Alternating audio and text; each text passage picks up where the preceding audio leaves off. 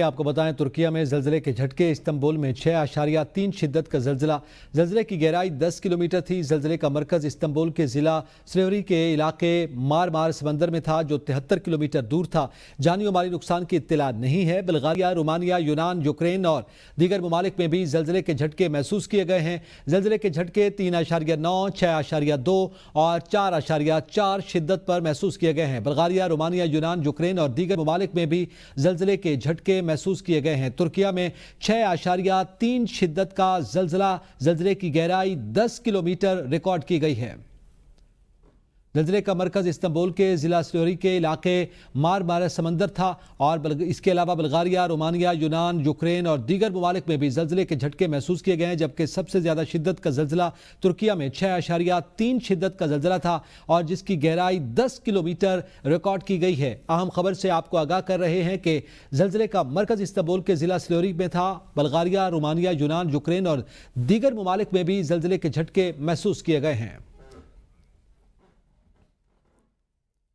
Canals کے معاملے پر وفاق کا سندھ حکومت سے رابطہ، وزیر اعظم اور وزیر اعلیٰ سندھ کی ملاقات طے پا گئی۔ ذرائع کے مطابق ملاقات آج یا کل متوقع ہے۔ وفاقی رابطے کے بعد اہم سیاسی ملاقات کی تیاریاں مکمل کر لی گئیں۔ کینالز احتجاج اور اسمبلی قرارداد پر پیپلز پارٹی بھرپور موقف پیش کرے گی۔ اس حوالے سے مزید جانیں گے رضوان عباسی سے۔ جی رضوان، بتائیے گا۔ دیکھیں، کینالز کے معاملے پر وفاق کا سندھ حکومت سے جو رابطہ ہوا تھا اس پر آج شام کو یا کل وزیر اعظم میاں شہباز شریف کی وزیر اعلیٰ سندھ سے ملاقات طے پا گئی ہے۔ ملاقات میں جو وفاقی رابطے ہیں اور اس کے علاوہ جو سیاسی جو امور ہیں وہ ان پر تبادلہ خیال کیا جائے گا۔ کینالز کے علاوہ احتجاج اور اسمبلی قرارداد پر بھی جو پیپلز پارٹی ہے وہ اپنا موقف پیش کرے گی، جبکہ سندھ میں جو جاری احتجاج ہیں، تحفظات پر ملاقات میں جو وزیر اعظم کو جو وزیر اعلیٰ سندھ ہیں وہ اپنے تحفظات سے بھی آگاہ کریں گے اور پیپلز پارٹی کا اس میں جو موقف ہے وہ بھی وزیر اعظم کے سامنے رکھا جائے گا۔ کینالز کے معاملے پر وفاق اور سندھ میں جو تناؤ ہے اس کے حل کے لیے جو کوششیں ہیں حکومت کی جانب سے وہ تو جاری ہیں، لیکن اب یہ جو ممکنہ ملاقات ہے وزیر اعلیٰ سندھ اور وزیر اعظم میاں شہباز شریف کی، اس پر جو سیاسی حلقے ہیں انہوں نے گہری نظر جمائی ہوئی ہے اور کینالز تنازع پر جو مرکز اور صوبے ہیں اس کے درمیان جو کشیدگی ہے یہ توقع کی جا رہی ہے کہ اس ملاقات کے بعد اس میں کافی کمی آئے گی۔ جی بہت شکریہ رضوان۔ انڈین فالس فلیگ آپریشن پر وزیر اطلاعات پنجاب کا انڈیا کو منہ توڑ جواب، کہتی ہیں کہ پاکستان ہمیشہ دہشت گردی کے خلاف کھڑا رہا۔ سری نگر کے رہائشی پوچھ رہے ہیں کہ 7 لاکھ انڈین فوج کی موجودگی میں حملہ کیسے ہو گیا؟ انڈیا ہمیشہ فالس فلیگ آپریشن کرتا اور مودی سیاسی فائدے کے لیے استعمال کرتا ہے۔ ہماری چائے ہے بہت اچھی لیکن ہم ہر دفعہ نہیں پلائیں گے۔ افسوسناک واقعہ ہے، کسی بھی ملک میں دہشت گردی ہو پاکستان ہمیشہ اس دہشت گردی کے خلاف کھڑا رہا ہے، اور جو بھی یہ واقعہ ہوا ہے مجھے تو چھوڑے، اپنے خود کے جو رہائشی ہیں سری نگر کے وہ پوچھ رہے ہیں کہ 7 لاکھ فوج کے جو ہے موجودگی میں یہ حملہ کیسے ہو گیا، اور یہ ایک فالس فلیگ ہے یقیناً، اور ہمیشہ کی طرح ایک بزدلی کا مظاہرہ جو بھارت کرتا ہے وہ کر رہا ہے۔ میں تو صرف اتنا کہنا چاہتی ہوں کہ ہماری چائے ہے بہت اچھی لیکن ہم ہر دفعہ نہیں پلایا کرتے۔ آگے بڑھیں، آپ کو بتائیں آپ پنجاب کے نہیں ضیاء الحق کے وارث ہیں۔ رہنما پیپلز پارٹی ندیم افضل چند کی نون لیگ پر تنقید، کہا پنجاب میں کسی کسان کو آپ نے زمین نہیں دی، الٹا پنجاب کی سرکاری زمینیں فروخت کی۔ آپ نے کبھی پنجاب کا مقدمہ نہیں لڑا، حکمرانی پنجاب میں کی اور اثاثے بنانے کی بجائے فروخت کیے۔ ہم آپ کے اتحادی نہیں، سسٹم کے اتحادی ہیں، ہم آئین کے ساتھ ہیں۔ آپ ہمارے ساتھ مناظرہ کرنا چاہتے ہیں تو ہم تیار ہیں۔ آج گندم کی مثالی کاشت ہوئی، آپ کسانوں سے گندم کیا خریدیں گے؟ پہلے جو گندم سکینڈل کی انکوائری ہے رپورٹ اسے جاری کر دیں۔ کینالوں کا ڈرامہ سرمایہ داروں کو نوازنے کے لیے کیا گیا۔ چودھری منظور نے کہا کہ سندھ کا پانی اٹھا کر کسی کو دے دیں، یہ ہونے نہیں دیں گے۔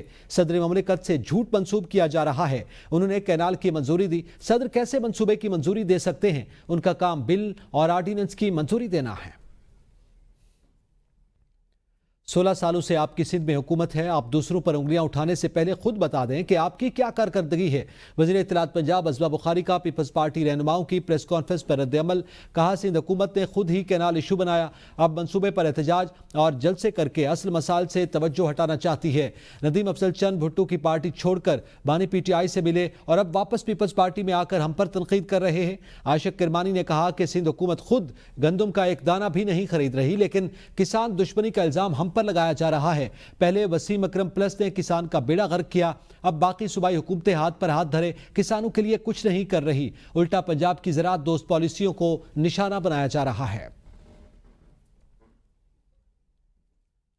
किसान और काश्तकार का गला दबा दिया गया, किसी को किसानों के बच्चों का ख्याल नहीं। सदर पाकिस्तान किसान इत्तेहाद खालिद खोखर की प्रेस कॉन्फ्रेंस, कहा गंदम की पैदावारी लागत 3400 रुपए है, किसान को फीमन सिर्फ 2200 रुपए दिए जा रहे हैं। मरियम नवाज को काश्तकारी का इल्म ही नहीं, काश्तकारों का मुतालबा है कि गंदम की इमदादी कीमत का ऐलान किया जाए।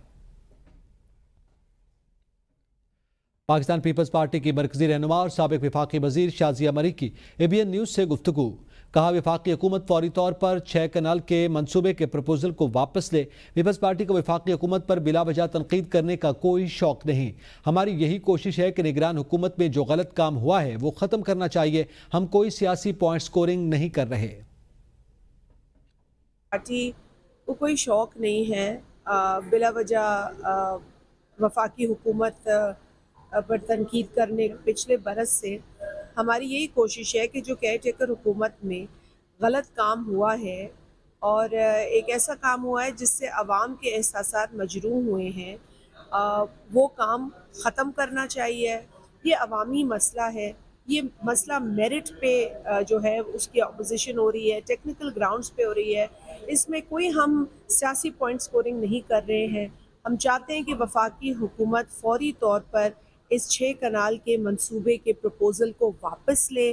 पाकिस्तान पीपल्स पार्टी ने हमेशा अवाम दुश्मन मंसूबों की अपोजिशन की है।